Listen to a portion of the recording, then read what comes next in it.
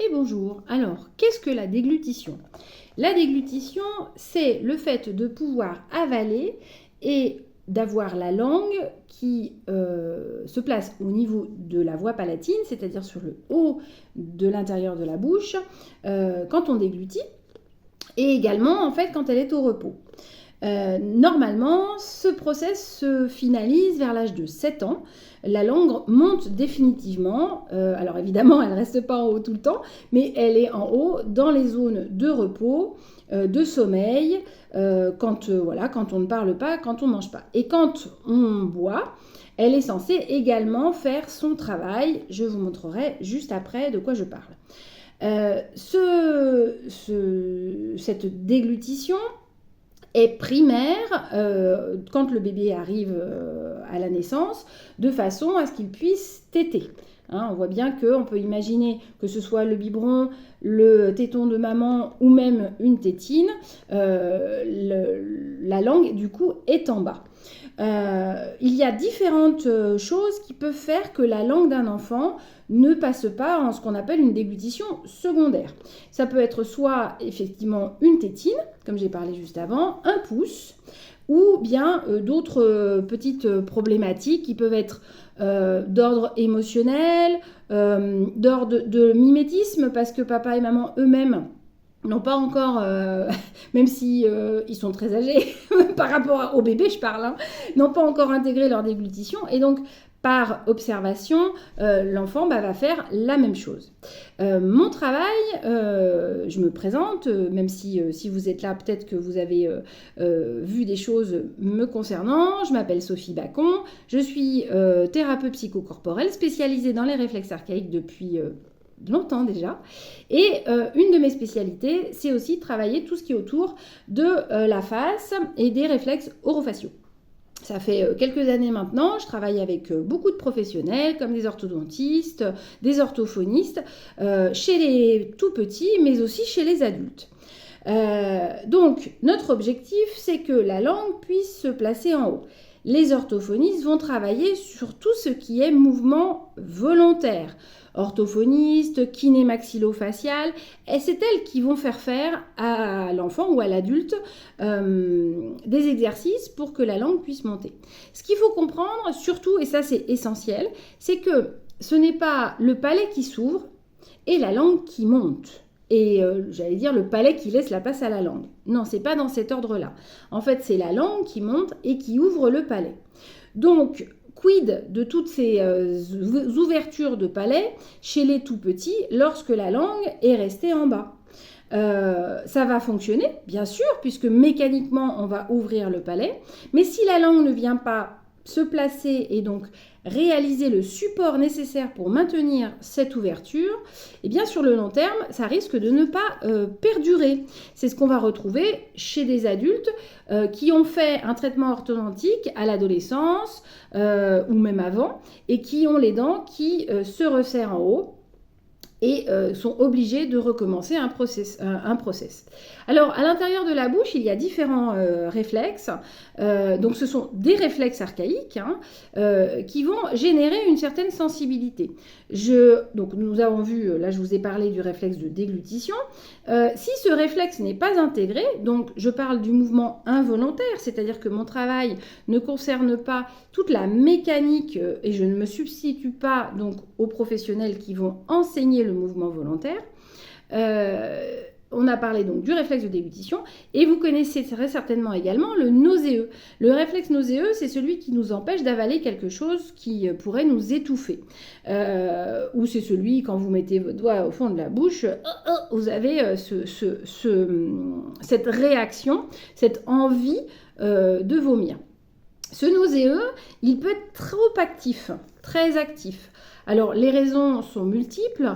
Ça peut être un souvenir à l'enfance ou même à la naissance d'un doigt qui est venu un peu trop profondément nettoyer la gorge parce que c'était nécessaire pour le bébé. Ça peut être une certaine sensibilité. Bref, il y a Il y a plein de causes. On sait jamais, enfin je ne sais jamais ce qui va être dit ou pas. Parfois, il n'y a même pas besoin de parler. Mais je retrouve quand même beaucoup de choses autour de l'émotionnel. Alors, je vais dire quand même que les enfants qui ont eu beaucoup de reflux quand ils étaient petits, ça peut engendrer ça. Alors, qu'est-ce que ça va provoquer un réflexe nauséeux? Eh bien, ça va provoquer une difficulté parfois à avaler certaines textures, à supporter des choses que l'enfant ne va pas avaler ou difficilement. Et pourtant, vous avez l'impression qu'il aime le goût, mais il a cette réaction. Et donc, du coup, rapidement, dans sa tête, ça va vouloir dire bah, « j'aime pas ». Alors qu'en réalité, c'est pas vraiment un problème à ce niveau-là. Mais ça peut aussi provoquer des difficultés chez l'adulte. J'ai eu le cas chez un dentiste, le fait de mettre le doigt dans la bouche ou un objet, ou bien un appareil dentaire qu'on n'arrive pas à supporter parce qu'en fait, à chaque fois, ça génère cette sensation. Donc tout ça, c'est des choses qu'on peut travailler assez rapidement, en général, en 1 ou 2 séances, ça suffit pour enlever en fait toute cette sensibilité. Je voulais vous montrer concrètement ce que ça veut dire une déglutition primaire, notamment quand un enfant boit. Donc là, en l'occurrence, à la paille, souvent ce qui se passe, c'est ça. Il y a quelque chose qui se fait avec ce que j'appelle les joues d'écureuil, comme si l'enfant devait boire par pression. Et en règle générale, ils ont beaucoup de difficultés à boire avec des petites gorgées. Ce sont aussi des enfants qui ont une respiration buccale, c'est-à-dire qu'en règle générale, dans la journée, il y a toujours une ouverture de la bouche, beaucoup de mal à mâcher, à manger la bouche fermée, une respiration buccale qui peut être la nuit. Je reviens sur la déglutition parce que ce qu'il faut comprendre, c'est que cette déglutition non intégrée a des conséquences assez graves en réalité parce qu'elle peut engendrer des apnées du sommeil. C'est-à-dire que je ne peux pas respirer, et je vous invite à faire le test, par le nez en ayant la bouche ouverte. Je peux volontairement, mais la nuit, c'est pas possible. Ça donne quelque chose comme ça. Je vais être obligée en fait de contracter ma langue pour arriver à avoir une respiration. C'est une respiration forcée. Et puis, si je cherche à mettre ma langue en haut et à respirer par le nez, mais toujours la bouche ouverte, alors là, c'est encore plus compliqué. Donc, ici, je ne vais pas parler des freins de langue, des restrictions qui sont physiologiques parce que ce n'est pas le quid. Là, ça traite vraiment pas là-dessus. Mais il faut savoir que effectivement, un enfant qui a eu un frein de langue tardif, très probablement, c'est compliqué pour lui de mettre la langue en haut, donc c'est à vérifier. Vraiment pour vous, les marqueurs, même pour vous en tant qu'adulte, c'est respiration buccale nocturne, respiration buccale durant la journée. On retrouve aussi des enfants qui n'ont pas qui ont un menton beaucoup moins marqué en fait, avec moins de coups. Des petits ventres aussi qui passent pas malgré l'âge. Les oreilles décollées aussi, ce sont des choses qu'on retrouve souvent chez les respirateurs buccaux. Bon, après, ce sont des généralités. Donc, l'objectif, c'est de pouvoir aider, accompagner en fait le travail des gens qui font le mouvement volontaire. Moi, je travaille sur l'involontaire.